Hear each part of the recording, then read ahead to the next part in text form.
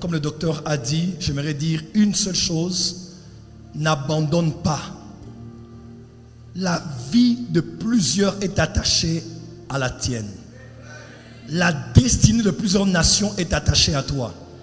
L'homme qui te parle ici ce soir, je suis passé par des temps très très difficiles dans ma vie. Des temps très difficiles. Si je donne mon témoignage, peut-être beaucoup ont pu imaginer, mais ne savent pas par quoi je suis réellement passé. Mais dans des moments où je me disais, je vais abandonner, où je demandais à Dieu la mort, Dieu me rappelait. Je disais à quelqu'un, prends un autre Joël Francis, quelqu'un qui est parfait, quelqu'un qui est meilleur que moi. Je ne suis même pas digne de te servir. Prends ma vie. Je dormais des fois, je disais à Dieu que je ne me réveille pas le matin. Je vais mourir. Une fois même, je suis allé sur Google, je voulais créer même un poison. Un poison à Kinshasa. J'ai dit, je vais mourir. Je veux que Dieu prenne quelqu'un d'autre. Et si j'avais abandonné, je n'allais pas arriver là où je suis aujourd'hui. Des fois quand je vois des gens bénis dans des nations, de plusieurs nations, je me dis, si j'avais laissé tomber ma mission, si j'avais abandonné Jésus, si j'avais laissé la vie et j'étais rentré dans la félicité éternelle, laisse-moi te dire, tu ne vis pas pour toi, tu vis pour le salut de plusieurs. Paul a dit, il faut que la mort agisse en nous et que la vie agisse en vous. Des fois, c'est toi le sacrifice. Jésus-Christ est mort lui seul, mais il nous a sauvés, nous tous. Le prix que tu as payé n'est pas que pour toi. Il y a des nations qui doivent être sauvées. Tu es jeune, arrête cette vie de péché, arrête cette vie de mondanité. Toi qui as battu, fatigué, relève-toi. Dieu t'aime tel que tu es. Même si tu as péché, demande pardon, relève-toi. Dieu a encore une autre histoire avec toi. Les bonnes choses peuvent aussi t'arriver. Dieu peut aussi se servir de ta vie et de gagner plusieurs par ta propre vie. Ta vie peut être un témoignage. Ta vie peut inspirer.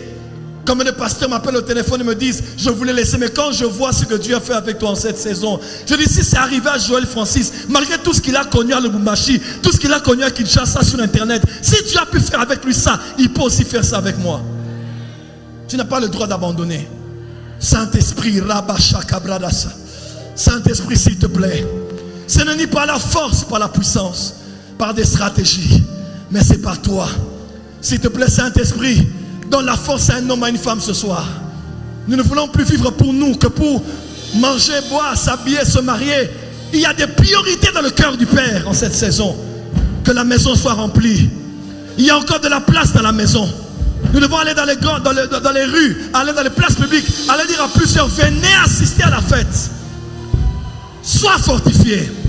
Esprit de suicide, esprit de découragement, de désespoir, lâche cette femme, lâche cet homme. Reçois la force ce soir. Relève-toi, soldat de Jésus. Relève-toi, soldat de Dieu. Relève-toi, serviteur de Dieu. Relève-toi, servant de Dieu. Le temps du réveil est arrivé. Une armée se lève. Une armée se lève. Une armée se lève.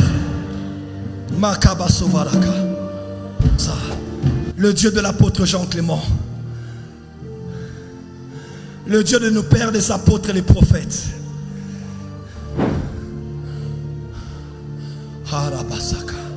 Réveille les héros, préparer la guerre. Que les héros se réveillent. Que la championne en toi se réveille. Que le champion en toi se réveille. Ce que tu es là, ce n'est pas ce que tu es. Ce que tu es n'est pas, il y a un grand en toi. Que personne ne méprise ta jeunesse. Je te vois aller dans les nations et changer les choses. Par le Saint-Esprit fortifié. Reçois cela, reçois. Reçois cela, reçois cela. Reçois cela, reçois cela au nom de Jésus. À partir de ce premier jour, plus jamais ne sera, tu seras comme avant. Au nom de Jésus, Amen.